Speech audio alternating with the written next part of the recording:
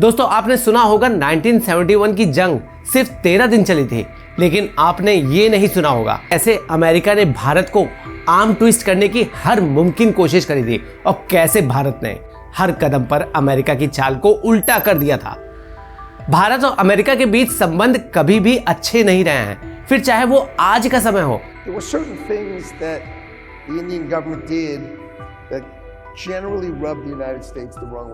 या फिर post independence का समय हो। कोल्ड वॉर के चलते दुनिया दो ब्लॉक्स में बढ़ चुकी थी, अमेरिकन ब्लॉक और सोवियत यूनियन ब्लॉक। 1947 में आजाद होने के तुरंत बाद भारत पे किसी एक ब्लॉक को चुनने का दबाव आया। तब इंडिया ने एक बोल्ड स्टैंड लिया, नॉन अलाइनमेंट का। इंडिया ने किसी भी ब्लॉक का हिस्सा बनने को सख्त इनकार कर दिया। यूएस चाहता था कि इंडिया उसके मिलिट्री अलायंसेस जैसे कि सियाटो और सेंटो का हिस्सा बने, पर इंडिया ने मना कर दिया। इंडिया का मानना था कि वो किसी भी सुपर पावर का पपेट नहीं बनेगा। इंडिया एक सॉवरन देश है और वो सॉवरन ही रहेगा। अमेरिका को ये बात अच्छी नहीं लगी और जैसे कि 9/11 के बाद प्रेसिडेंट बुश बोलते थे, either you are with us और अगेंस्ट अस, कुछ वैसा ही एटीट्यूड अमेरिका का कोल्ड वॉर एरा के टाइम भी था। भारत के मना करने पर अमेरिका ने अपनी स्ट्रेटजी बदली और दोस्ती का हाथ पाकिस्तान की तरफ बढ़ा दिया। 1954 से 1965 के बीच यूएस ने पाकिस्तान को बिलियंस ऑफ डॉलर्स की मिलिट्री एड दिया। Fighter jets, tanks, artilleries, guns, US ने सब कुछ पाकिस्तान को दिया। कहने के लिए तो ये चाइना के अगेंस्ट दिया, लेकिन पाकिस्तान का असली टारगेट कौन था, ये बात अमेरिका भी अच्छे से जानता था। भारत के बार बार मना करने के बावजूद अमेरिका पाकिस्तान को हथियार और पैसा देते गया, जिसका नतीजा हमें 1965 के वॉर के रूप में दिखा। पाकिस्तान ने इन्हीं सब हथियारों का इस्तेमाल करके भारत के खिलाफ लड़ाई लड़ी। जरा सोचिए, जिसे सुपर पावर कहा जाता था, डेमोक्रेसी का चैंपियन कहा जाता था, वो एक ऐसे आर्मी डिक्टेटरशिप को सपोर्ट कर रहा था जो खुलेआम एक दूसरे डेमोक्रेसी भारत के खिलाफ काम कर रहा था। पाकिस्तान की नापाक हरकत बस भारत तक ही सीमित नहीं थी, पाकिस्तान खुद के लोगों पर भी जुल्म करता था। वेस्ट पाकिस्तान के लोग ईस्ट पाकिस्तान में रह रहे बंगाली मुस्लिम्स को नीच समझते थे। वो उनके लैंग्वेज का मजाक उड़ाते थे, उनके कल्चर का मजाक उड़ाते थे, उनको सोशल, इकोनॉमिक, यहाँ तक कि पॉलिटिकल फील्ड में भी इग्नोर किया करते थे। 1970 में ईस्ट पाकिस्तान में एक साइक्लोन आया था, भोला साइक्लोन। नाम पर मत जाइएगा दोस्तों, ये साइक्लोन कहीं से भी भोला नहीं था। ईस्ट पाकिस्तान में 3 से 5 लाख लोगों की मौतें हुई, लेकिन वेस्ट पाकिस्तान के कान में जू तक नहीं रहेंगी। रिलीफ पैकेज और मदद भेजना तो दूर, बाहर से जो रिलीफ फंड्स आए थे उनको भी वेस्ट पाकिस्तान के सियासतदान हजम कर गए और डकार भी नहीं लिया। इसी सब के चलते ईस्ट पाकिस्तान के लोगों में खासा नाराजगी थी। 1970 के इलेक्शन में आवामी लीग के लीडर शेख मुजीबुर रहमान, जो कि शेख हसीना के फादर थे, भारी मतों से जीत जाते हैं। पूरा ईस्ट पाकिस्तान उनको अपने लीडर के रूप में देख रहा था, लेकिन जुल्फिकार अली भुट्टो और पाकिस्तानी आर्मी ने शेख मुजीबुर को पावर देने से इनकार कर दिया। नतीजा, ढाका में सिविल डिसोबीडियंस हो गया और 23 मार्च 1971 को पहली बार बांग्लादेश का झंडा लहराया गया। ईस्ट पाकिस्तान वेस्ट पाकिस्तान से आज़ादी चाहता था, लेकिन उसी रात पाकिस्तानी आर्मी ने एक खूनी ऑपरेशन को अंजाम दिया, operation Searchlight. University students, intellectuals, journalist, आम आदमी, सबको टारगेट किया गया।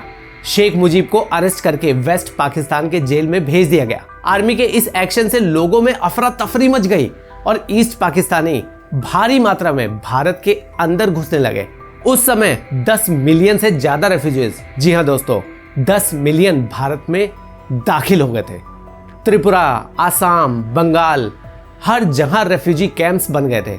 इसका नतीजा ये हुआ कि इंडिया पर इकोनॉमिक प्रेशर बढ़ने लगा और ह्यूमैनिटेरियन क्राइसिस कंट्रोल से बाहर जाने लगी। एक तरफ जहां पाकिस्तान ये खूनी खेल खेल रहा था, तो वहीं दूसरी तरफ अमेरिका भी साउथ एशिया में एक सीक्रेट गेम खेल रहा था। 1971 में अमेरिका सीक्रेटली चाइना के साथ नए रिश्ते कायम करने में लगा हुआ था। अमेरिका और कम्युनिस्ट चाइना के बीच बात कराने का काम पाकिस्तान कर रहा था, क्योंकि पाकिस्तान के रिश्ते अमेरिका और चाइना दोनों से ही अच्छे थे। दोस्तों, डेमोक्रेसी और ह्यूमन राइट्स का चैंपियन बनने वाला अमेरिका की हिपोक्रेसी देखिए। जिस वक्त इंडिया ईस्ट पाकिस्तान में हो रही जेनोसाइड के खिलाफ आवाज उठा रहा था, उस वक्त अमेरिका और पाकिस्तान चाइना के साथ मिलकर एक नया जियोपॉलिटिकल गेम खेल रहे थे।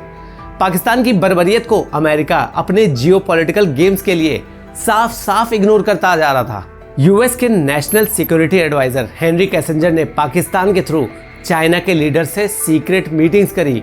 वही चाइना जो खुलकर पाकिस्तान का साथ दे रहा था और इंडिया को इस सब के लिए ब्लेम कर रहा था। इस बीच इंडिया की पीएम इंदिरा गांधी जी कई बार यूएस प्रेसिडेंट रिचर्ड निक्सन से मिलने गई और उनको मल्टीपल टाइम्स रिक्वेस्ट किया, जेनोसाइड हो रहा है, प्रेशर डालिए पाकिस्तान पर। लेकिन हर बार निक्सन ने ये कहकर मना कर दिया कि ये पाकिस्तान का इंटरनल मैटर है। Can you believe that? जो देश सबके अंदरूनी मामलों में घुसता है वो इंटरनल मैटर का वास्ता दे रहा था।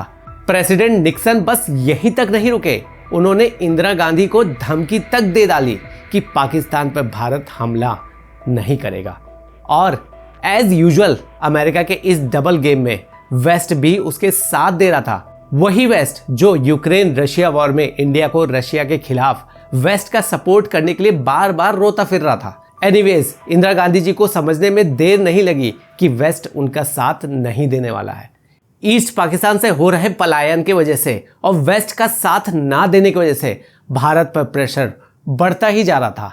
शायद भारत इसका कोई दूसरा रास्ता निकालता भी, लेकिन पाकिस्तान की तरफ से बढ़ रहे एग्रेशन और हर हफ्ते याया खान द्वारा दी जा रही धमकी से लग रहा था अब जंग बहुत दूर नहीं है।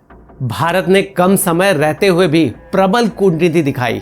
एक तरफ जहां यूएस भारत के दुश्मनों के करीब आ रहा था, तो वहीं दूसरी तरफ भारत और सोवियत यूनियन की करीबी बढ़ रही थी। 9 अगस्त 1971 जंग के लगभग 4 महीने पहले भारत ने एक निर्णायक कदम उठाया जिसका अमेरिका ने खुलकर विरोध करा। रिचर्ड निक्सन का प्लान पूरी तरह से हिल गया था। जंग में पाकिस्तान अकेला नहीं होने वाला है, ये बात भारत को समझने में देर नहीं लगी। इसलिए भारत ने सोवियत यूनियन के साथ एक ऐसी ट्रीटी साइन कर ली जो वो नॉन अलाइनमेंट के तहत मना करते आ रहा था, treaty of peace, friendship and cooperation. ये ट्रीटी भारत के लिए एक मिलिट्री एश्योरेंस थी। अगर भारत पर कोई भी बाहरी ताकत अटैक करती है तो सोवियत यूनियन भारत की तुरंत मदद करेगा। फिर वही हुआ जिसका डर था। 3 दिसंबर 1971 को पाकिस्तान ने ऑपरेशन चंगेज खान के अंतर्गत इंडिया के एयरफील्ड्स पर प्रीएम्प्टिव स्ट्राइक्स कर दी। निक्सन की धमकियां खोखली रह गई क्योंकि भारत ने तो पहल करी ही नहीं थी। इंडिया पर अटैक होने पर इंदिरा गांधी पाकिस्तान पर वॉर डिक्लेयर कर देती है। इंडिया ने पाकिस्तान पर कोऑर्डिनेटेड अटैक शुरू कर दिए थे। अगले ही दिन 4 दिसंबर को यूएस ने यूएनएससी में भारत के खिलाफ एक रेजोल्यूशन पास कर दिया। शॉकिंगली इंडिया को एग्रेसर बताया गया और यूएस के इस रेजोल्यूशन का चाइना ने बढ़ चढ़कर सपोर्ट करा। रेजोल्यूशन की मांग थी कि तुरंत सीज फायर करा जाए और फौज पीछे हट जाए, लेकिन यहाँ पर फिर से हमारे time tested friend Soviet union ने हमारी मदद करी। सोवियत ने इमेंस प्रेशर के बावजूद रेजोल्यूशन को वीटो कर दिया। अमेरिका चाल एक बार फिर से फेल हो गई, लेकिन यूएस यहाँ पर रुकने वाला नहीं था। उसने खुलकर arms, ammunitions, fighter aircraft Pakistan को दिए, कभी कभी डायरेक्टली तो ज़्यादातर चुपके से जॉर्डन, ईरान, टर्की और कुछ हद तक सऊदी अरेबिया जैसे देशों की मदद से। चोरी से इसलिए दिए थे कि लोगों का आक्रोश सीधे यूएस पर ना पड़े। इतना ही नहीं, यूएस ने इंडिया को दिए जाने वाले इकोनॉमिक एड को भी सस्पेंड कर दिया और यूएस से हुई $14 मिलियन की मिलिट्री इक्विपमेंट की डील को भी सस्पेंड कर दिया।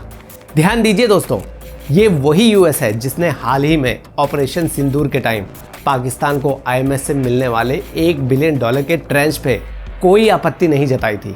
पाकिस्तान को इतना सपोर्ट मिलने के बावजूद भारतीय फौज ने अकेले पाकिस्तान को खूब कूटा, तबीयत से कूटा। इंडिया की कोऑर्डिनेटेड ईस्टर्न और वेस्टर्न फ्रंट्स के अटैक्स ने पाकिस्तान पर भारी पड़ रहे थे। ईस्टर्न फ्रंट पर इंडियन आर्मी के साथ मुक्ति बाहिनी ने दिया और दोनों ने मिलकर पाकिस्तान आर्मी को पीछे ढकेला और ढाका की तरफ मार्च करना शुरू किया। जंग में पाकिस्तान को हारते हुए देखकर प्रेसिडेंट निक्सन परेशान हो गए। फिर निक्सन ने अमेरिका का सबसे बड़ा प्रेशर मूव खेला। 10 दिसंबर अमेरिका ने अपने 7th fleet bay of Bengal की तरफ भेजने का ऑर्डर दे दिया। यूएसएस एंटरप्राइज एक nuclear powered aircraft carrier India waters की तरफ मूव कर रही थी। ऑफिशियली तो ये बोला गया कि ये सिर्फ वहां फंसे लोगों को इवैक्यूएट करने के लिए भेजा जा रहा है, पर असली मकसद क्या था? भारत पर दबाव बनाना। एक तरफ जहां निक्सन ने ये कदम उठाया तो वहीं दूसरी तरफ हेनरी किसिंजर चाइना के ऑफिशियल से साथ मिलकर चाइना को इंडिया के खिलाफ सेकंड फ्रंट खोलने की रिक्वेस्ट कर रहे थे। Can you believe that? America China को इंडिया के खिलाफ युद्ध छेड़ने के लिए भड़का रहा था। वो तो भला हो चाइना ने इस रिक्वेस्ट को डिक्लाइन कर दिया। लेकिन दोस्तों, इन सब का इलाज भारत ने पहले ही कर रखा था, सोवियत के साथ ट्रीटी साइन करके। भारत ने इंडो सोवियत ट्रीटी के आर्टिकल नंबर 9 को एक्टिवेट कर दिया और तुरंत ही व्लादिवोस्टॉक से सोवियत न्यूक्लियर सबमरीन्स और वॉरशिप बे ऑफ बंगाल की तरफ चल पड़े। सोचिए, अमेरिकन और सोवियत के बीच चल रही कोल्ड वॉर अब बे ऑफ बंगाल के दहलीज पर आ गई थी। लेकिन सोवियत प्रेजेंस ने अमेरिकन 7th फ्लीट को रोक दिया। अमेरिका अपने मित्र पाकिस्तान को चाहकर भी मदद नहीं कर सकता था। 14 दिसंबर को Pakistani commander lieutenant general A K. Niazi ने यूएस कॉन्सुलेट को बोला, हम सरेंडर करना चाहते हैं। लेकिन इस सरेंडर में 2 दिन का डिले हुआ, क्योंकि वेस्ट पाकिस्तान के कमांडर्स ने नियाजी से कहा, जरा ठहरो, आपने घबराना नहीं है, अमेरिका और चाइना इंडिया के खिलाफ एक्शन लेने वाले हैं। ये लोग अपने में ही ख्याली पुलाव पका रहे थे, लेकिन इंतजार करने के बाद भी जब दोनों में से कोई भी नहीं आया, तब उनकी हिम्मत टूट गई। 16 दिसंबर 1971 लेफ्टिनेंट जनरल जगजीत सिंह अरोरा और लेफ्टिनेंट जनरल नियाजी ने रेस कोर्स ढाका में सरेंडर डॉक्यूमेंट को साइन किया। 93,000 पाकिस्तानी सोल्जर्स ने सरेंडर किया। ये इतिहास का सेकेंड वर्ल्ड वॉर के बाद का सबसे बड़ा सरेंडर है। अमेरिका का पूरा प्लान फ्लॉप हो गया। इंडिया ने एक ह्यूमैनिटेरियन क्राइसिस को रोका और एक नया देश बांग्लादेश का जन्म हुआ। निक्सन एडमिनिस्ट्रेशन ने अपना इन्फ्लुएंस खो दिया और इंडो यूएस रिलेशन अपने लोएस्ट पॉइंट पर चला गया। इंडिया ने दिखाया कि अगर इरादे मजबूत हों तो सुपर पावर की धमकी भी हवा बन सकती है। दोस्तों, डिप्लोमेसी में अक्सर कहा जाता है, there are no permanent friends और permanent enemies, only interest are permanent.